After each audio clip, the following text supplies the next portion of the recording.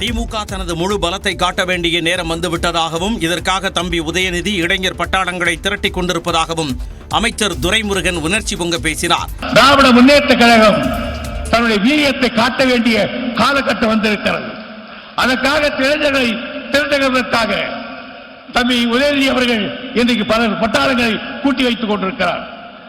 மு.க. ஸ்டாலினின் அமெரிக்க பயணத்தை குறிப்பிட்டு பேசிய துரைமுருகன் தழுதழுக்க உணர்ச்சி வயப்பட்டார். கலிபோர்னியாவிலும் நீங்கள் போகிற பொழுது அங்குள்ள தமிழர்கள் உங்களை வாழ்த்திய வாழ்த்து, தொழிலதிபர்கள் உங்கள் காட்டிய அன்பு, அங்கு நான் ஒரு திராவிடன், பிற்படுத்தப்பட்டவன், பேக்வர்ட் என்று சொல்லாமல் நிமிர்ந்து நின்று தமிழ்நாட்டின் பெருமையை உயர்த்திவிட்டு வந்திருக்கிறீர்கள். அந்த காட்சியை நான் கோபாலபுரத்து விசுவாசி என்பது உங்களுக்கு தெரியும். நான் அழுதேன். என் தலைவர் மட்டும் இன்றைக்கு இருந்திருந்தார் எப்படி மகிழ்ச்சி அடைந்திருப்பார் என்று எனக்கு தெரியும். முன்னதாக திமுக முப்பெரும் விழாவில் பேசிய அமைச்சர் பொன்முடி வருங்கால தமிழகம் உதயநிதி என்று குறிப்பிட்டார். அமைச்சர் உதயநிதியை துணை முதலமைச்சராக்கும் காலம் வந்துவிட்டதாக திமுக மூத்த தலைவரும் முன்னாள் மத்திய அமைச்சருமான எஸ். பழனிமாணிக்கம் தெரிவித்தார். திமுக முப்பெரும் விழாவில் பேசிய அவர், உங்களுக்கு பிறகு கட்சியை வழிநடத்த ஒருவரை அடையாளம் காட்டுங்கள் என மு.க. ஸ்டாலினிடம் கோரிக்கை வைத்தார். உங்களுக்கும் மேடையில் அமர்ந்திருக்கிற கழக தலைவர்களுக்கும் ஏன் இன்னும் தயக்கம்? உதயநிதியை துணை முதலமைச்சர் ஆக்க வேண்டாமா? பேராசிரியரை விட பெரிய மனிதர்கள் நாங்கள் யாரும் இங்கே இல்லை. பேராசிரியர் தலைவர் தளபதி அவர்களை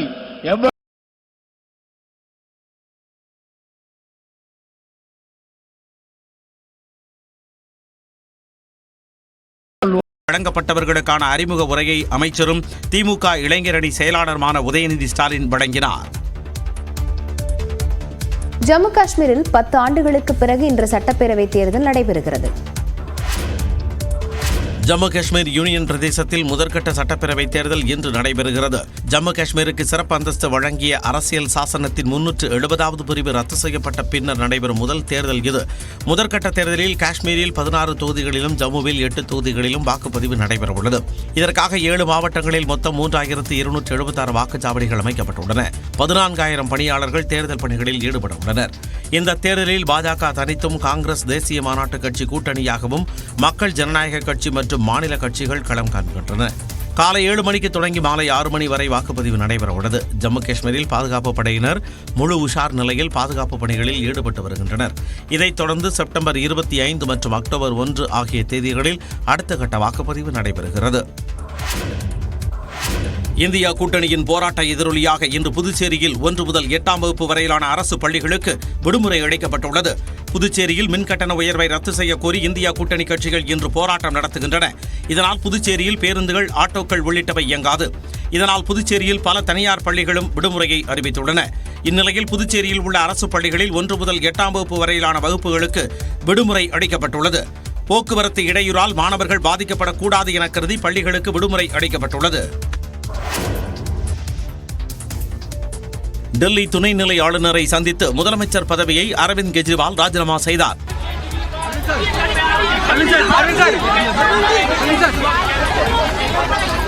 டெல்லியில் உள்ள துணைநிலை ஆளுநர் வினய்குமார் சக்சேனாவின் மாளிகைக்கு சென்ற அரவிந்த் கெஜ்ரிவால் தனது பதவியை ராஜினாமா செய்வதற்கான கடிதத்தை அளித்தார். அதே நேரம் கெஜ்ரிவாலுடன் சென்ற அதிஷி ஆட்சி அமைப்பதற்கான உரிமையை கோரினார். பின்னர் செய்தியாளர்களிடம் பேசிய அதிஷி, டெல்லியின் முதலமைச்சராக ஆட்சி அமைக்க உரிமை கோரியுள்ளதாகவும், ஆம் ஆத்மி கட்சியினருக்கு மிகவும் உணர்வுபூர்வமான தருணம் இது என்றும் தெரிவித்தார். டெல்லி அமைச்சரவையில் பல்வேறு துறைகளில் திறம்பட செயல்பட்ட அதிஷி இன்று முதலமைச்சர் வரை உயர்ந்துள்ளார். பஞ்சாபி குடும்பத்தைச் சேர்ந்தவரான அதிஷி டெல்லியில் பிறந்து வளர்ந்தவர்.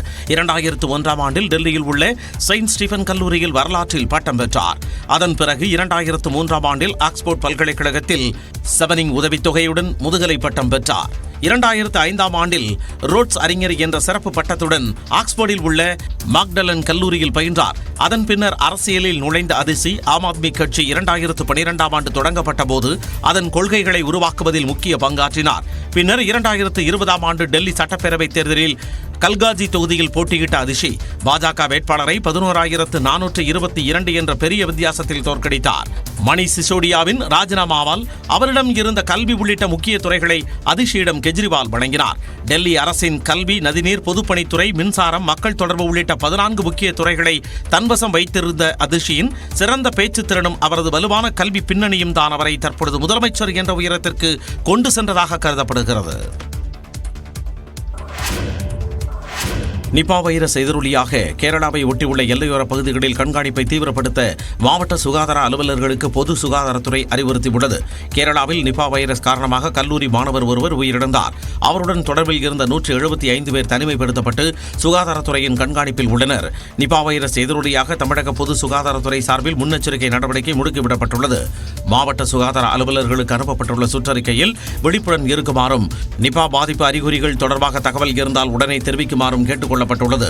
குறிப்பாக கேரளாவை ஒட்டியுள்ள நீலகிரி, கோவை, திருப்பூர், தேனி, தென்காசி மற்றும் கன்னியாகுமரி மாவட்டங்களில் அனைத்து மாவட்ட சுகாதார அதிகாரிகளும் நிபா பாதிப்புக்கான கண்காணிப்பை தீவிரப்படுத்த அறிவுறுத்தப்பட்டுள்ளனர். தேவையான பாதுகாப்பு உபகரணங்களை பயன்படுத்தி அறிகுறி உள்ள அனைத்து நபர்களையும் பரிசோதிக்க வேண்டும் என்றும், எல்லை சோதனை சாவடிகளில் 24 மணி நேரமும் சுகாதார குழுக்கள் நிறுத்தப்பட வேண்டும் என்றும் அறிவுறுத்தப்பட்டுள்ளது. மகாவிஷ்ணு சர்ச்சை விவகாரம் எதிரொலியாக சென்னை மாவட்ட முதன்மை கல்வி அலுவலர் மார்ஸ் பணியிட மாற்றம் செய்யப்பட்டுள்ளார். சென்னை அரசு பள்ளிகளில் பிற்போக்குத்தனமாக பேசியதால் சர்ச்சையில் சிக்கிய மகாவிஷ்ணு மாற்றுத்திறனாளிகளை அவமதித்த வழக்கில் கைது செய்யப்பட்டார். அவரை 3 நாட்கள் காவலில் எடுத்து விசாரித்த காவல்துறையினர் திருப்பூருக்கு அழைத்துச் சென்று விசாரணை நடத்தினர். தொடர்ந்து வரும் 20ஆம் தேதி வரை அவருக்கு நீதிமன்ற காவல் விதிக்கப்பட்டுள்ளது. இந்நிலையில் பள்ளிக்கல்வி இயக்குநர் கண்ணப்பன் விசாரணை அறிக்கையின் அடிப்படையில் சென்னை மாவட்ட முதன்மை கல்வி அலுவலர் மார்ஸ் பணியிட மாற்றம் செய்யப்பட்டுள்ளார். தஞ்சாவூர் சரபோஜி நூலகத்திற்கு அவர் இடமாற்றம் செய்யப்பட்டுள்ளார். தமிழ்நாடு பெற்றோர் ஆசிரியர் கழக செயலாளர் ஏஞ்சலோ இருதயசாமியிடம் சென்னை மாவட்ட முதன்மை கல்வி அலுவலர் பொறுப்பு கூடுதலாக வழங்கப்பட்டுள்ளது. மகாவிஷ்ணு 13 பள்ளிகளில் பேச பள்ளி கல்வித்துறை சார்பில் வாட்ஸ்அப் குரூப் உருவாக்கப்பட்டிருந்ததும் தெரியவந்துள்ளது. அதன் அடிப்படையிலும் நடவடிக்கை மேற்கொள்ளப்பட்டுள்ளது. நாடு முழுவதும் தங்கள் அனுமதியின்றி கட்டடங்களை அரசு துறையினர் இடிக்கக்கூடாது என்று உச்சநீதிமன்றம் இடைக்கால தடை விதித்து உத்தரவிட்டுள்ளது. உத்தரப்பிரதேசம் உள்ளிட்ட மாநிலங்களில் குற்ற வழக்கில் தொடர்புடையவர்களுக்கு சொந்தமான இடங்கள் புல்டோசர்கள் மூலமாக இடித்து அகற்றப்படுகின்றன. இதை எதிர்த்து தொடரப்பட்ட வழக்கில் அனைத்தும் உச்சநீதிமன்றத்தில் நீதிபதிகள் B.R. கவாய் மற்றும் K.V. விஸ்வநாதன் அமர்வில் விசாரணைக்கு வந்தன. சட்டவிரோதமாக கட்டடங்களை இடிப்பது என்பது அரசியல் நெறிமுறைகளுக்கு எதிரானது என்று தெரிவித்த நீதிபதிகள் அக்டோபர் மாதம் 1ஆம் தேதி வரை தங்கள் அனுமதியின்றி கட்டடங்களை அரசு துறையினர் இடிக்கக்கூடாது என்றும் உத்தரவிட்டனர். நீதிபதிகளின் இந்த உத்தரவு சட்டவிரோதமான ஆக்கிரமிப்புகள் அகற்றப்படுவதை பாதிக்கும் என்று மத்திய அரசு வழக்கறிஞர் துஷார் மேத்தா வாதாடினார். அடுத்த விசாரணை வரை கட்டடங்களை இடிக்காமல் இருந்தால் வானம் கீழே வந்து விடாது என்று நீதிபதிகள் கடுமையாக சாடினர். புல்டோசர் நீதி குறித்து கடந்த 2 முறை நடைபெற்ற விசாரணைகளின் போது கண்டனம் தெரிவித்திருந்த நீதிபதிகள் இந்த நடவடிக்கையை மகிமைப்படுத்துதலை உடனடியாக நிறுத்த வேண்டும் என்று வலியுறுத்தினர். அதே நேரத்தில் தங்கள் உத்தரவு சாலை, நடைபாதை, நீர்நிலைகள் மற்றும் ரயில் பாதை ஆக்கிரமிப்புகளுக்கு பொருந்தாது என்று விளக்கமளித்து விசாரணையை அக்டோபர் 1ஆம் தேதிக்கு ஒத்திவைத்தனர்.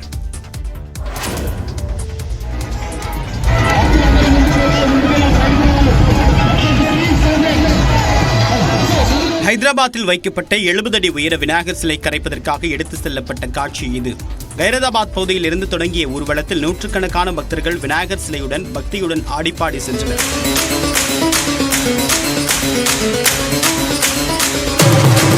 70 அடி உயரம் கொண்ட இந்த சிலையை சென்னையை சேர்ந்த சின்னசாமி ராஜேந்திரன் என்பவரின் குழுவினர் 150 பேர் இணைந்து வடிவமைத்தனர்.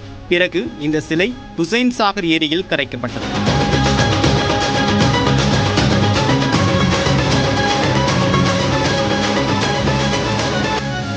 இதேபோல மும்பையின் பல்வேறு பகுதிகளில் வைக்கப்பட்டிருந்த விநாயகர் சிலைகளை பக்தர்கள் ஆடிப்பாடி உற்சாகத்துடன் ஊர்வலமாக எடுத்து சென்று நீர்நிலைகளில் கரைத்தனர்.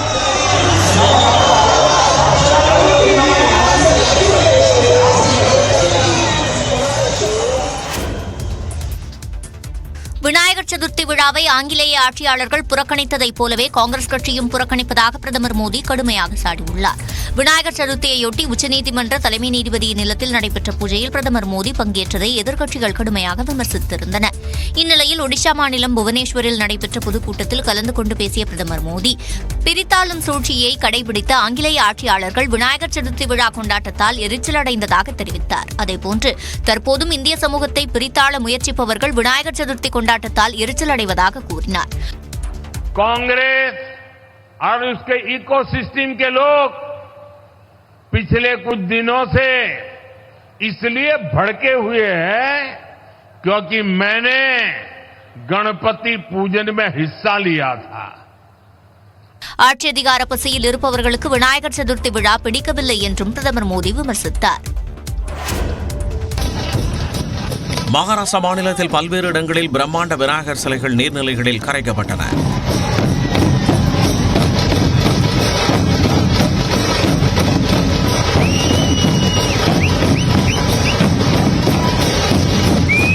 நாடு முழுவதும் கடந்த 7ஆம் தேதி தொடங்கிய விநாயகர் சதுர்த்தி விழா நேற்றுடன் முடிவடைந்தது. மும்பையில் லால் பக்சா ராஜா என்று அழைக்கப்படும் பிரம்மாண்டமான விநாயகர் சிலையின் ஊர்வலம் மிகவும் விமர்சையாக நடந்தது. மேளதாளங்கள் முழங்க ஆயிரக்கணக்கான பக்தர்கள் புடைசூழ லால் பக்சா ராஜா விநாயகர் சிலை ஊர்வலமாக எடுத்துச் செல்லப்பட்டு கடற்கரையில் கரைக்கப்பட்டது.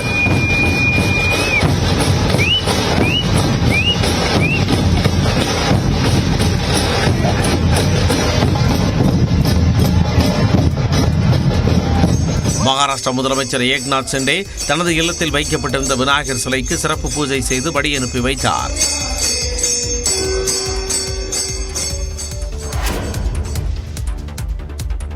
விநாயகருக்கு படைக்கப்பட்ட இந்த லட்டு 1,87,00,000 ரூபாய்க்கு ஏலமிடப்பட்டுள்ளது.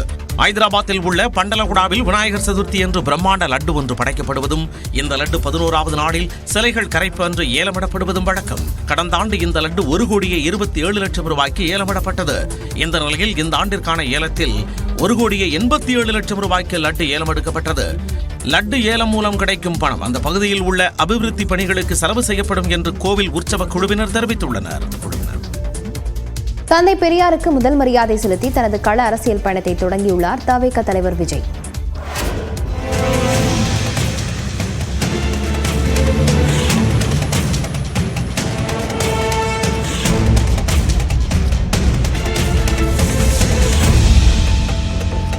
நடிகரும் தமிழக வெற்றிக் கழகத்தின் தலைவருமான விஜயின் முதல் அரசியல் களம் பெரியார் திடலில் இருந்து தொடங்கிய காட்சிகளே இவை.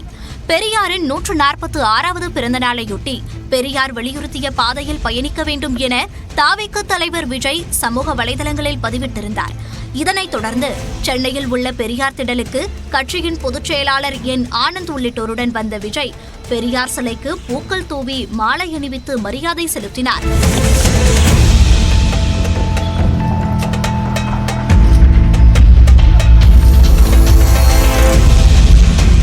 இரு கைகளையும் கூப்பி பெரியார் சிலைக்கு விஜய் மரியாதையை தெரிவித்தார்.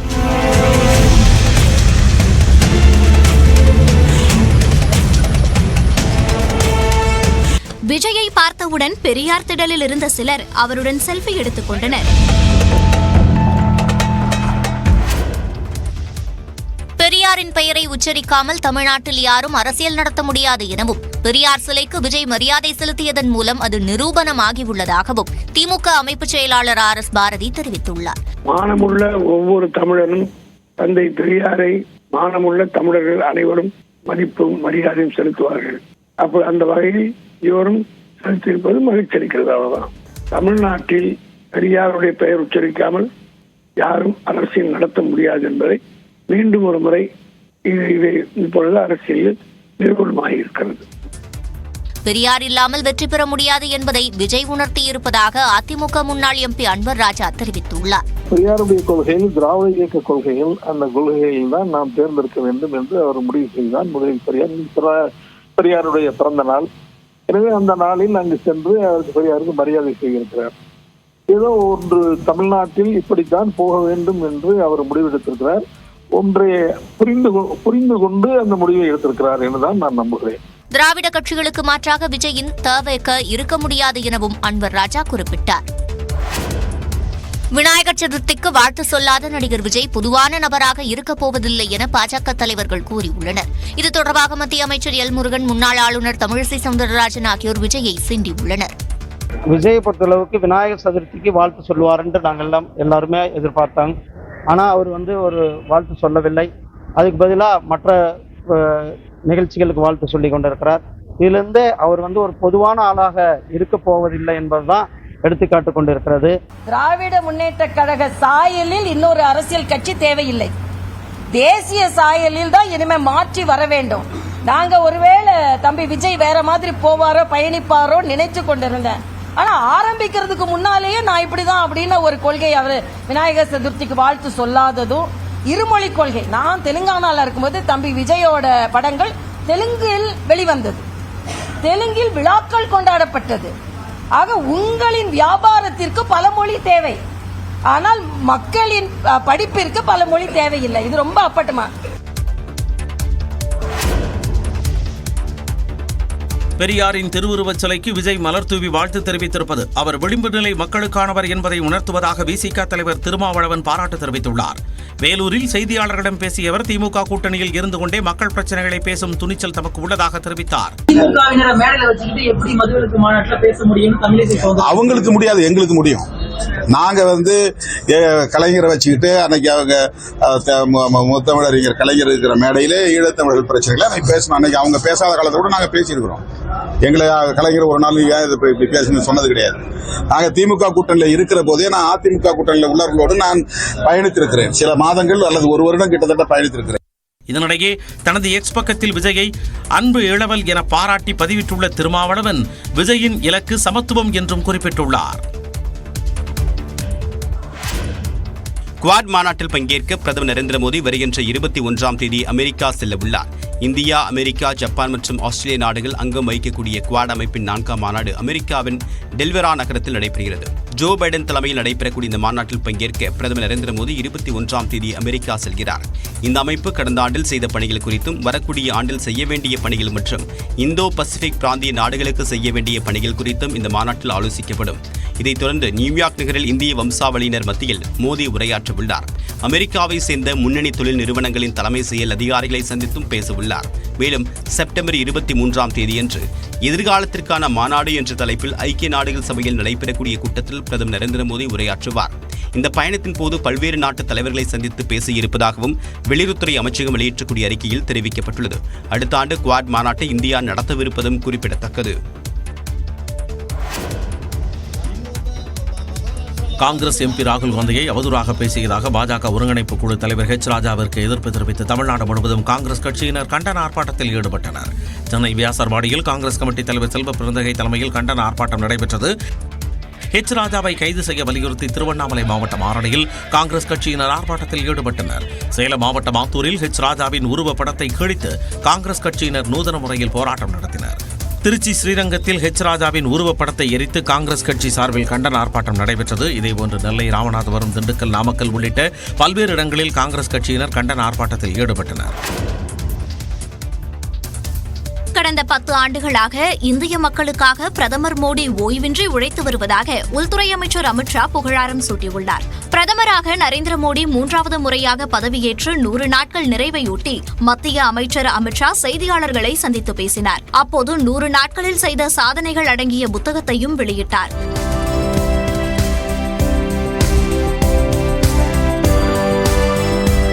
இந்தியாவில் கடந்த 10 ஆண்டுகள் பாஜகவின் ஆட்சியால் அரசியல் நிலைத்தன்மை ஏற்பட்டுள்ளதாக அமித்ஷா கூறினார். समाप्त हो रहे हैं 100 दिन में लगभग 15 लाख करोड़ रुपए की परियोजनाओं को चालू किया गया है.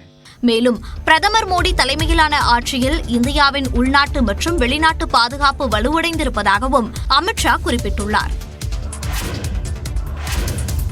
சென்னையில் செப்டம்பர் மாதம் இதுவரை இல்லாத அளவாக நேற்று 102.56 டிகிரி பாரன்ஹீட் வெப்பம் பதிவாகியுள்ளது.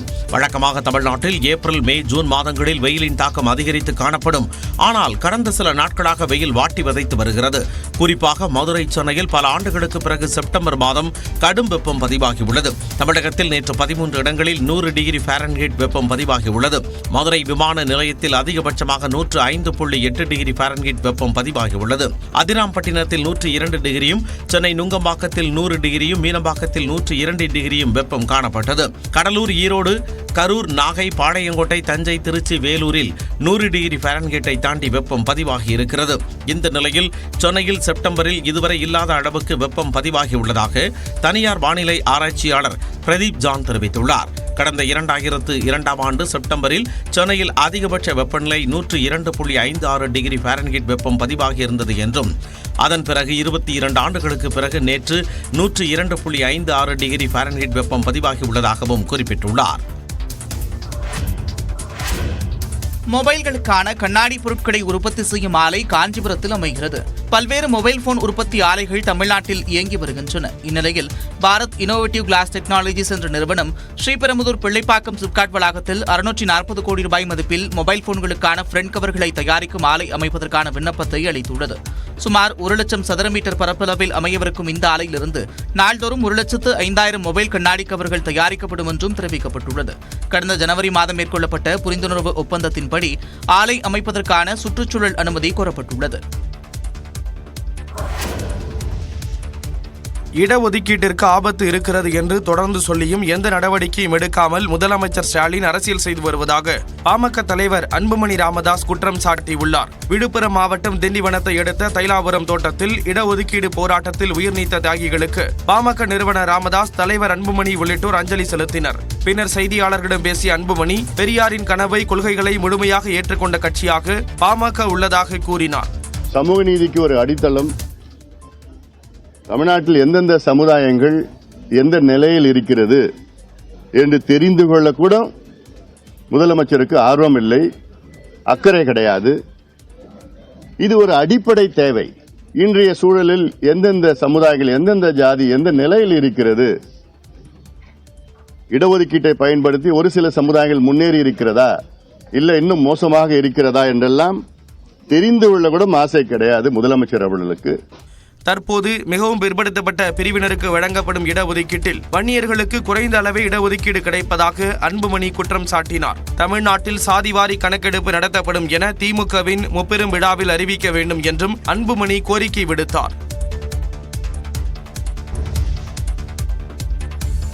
தஞ்சாவூரில் வகுப்பறையில் பாடம் நடத்தி கொண்டிருந்த ஆசிரியர் திடீரென்று மயங்கி விழுந்து உயிரிழந்த சம்பவம் சோகத்தை ஏற்படுத்தியுள்ளது.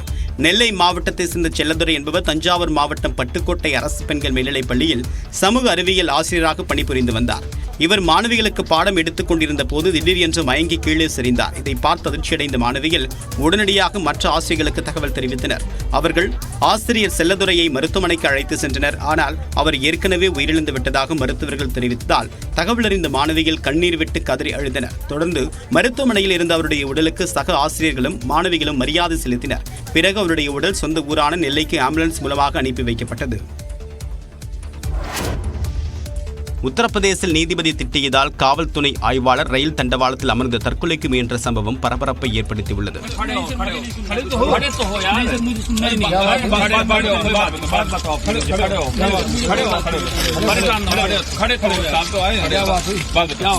அலியார் பகுதி காவல்துறை ஆய்வாளர் சச்சின்குமார் என்பவர் அண்மையில் பைக் திருட்டு தொடர்பாக 5 பேரை கைது செய்த நிலையில் அவர்களை நீதிமன்றத்தில் ஆஜர்படுத்தியுள்ளார். அப்போது ஏன் அப்பாவிகளை கைது செய்தீர்கள் என்று கூறி நீதிபதி திட்டியதாக கூறப்படுகிறது. இதனால் மனமுடைந்த காவலர் சச்சின்குமார் தற்கொலை செய்ய முடிவெடுத்து ரயில்வே தண்டவாளத்தில் அமர்ந்துள்ளார். இதனை அறிந்த சக காவலர்கள் தண்டவாளத்தில் அழுதவாறு அமர்ந்திருந்த அவரை சமாதானப்படுத்தி அங்கிருந்து அழைத்து சென்றனர்.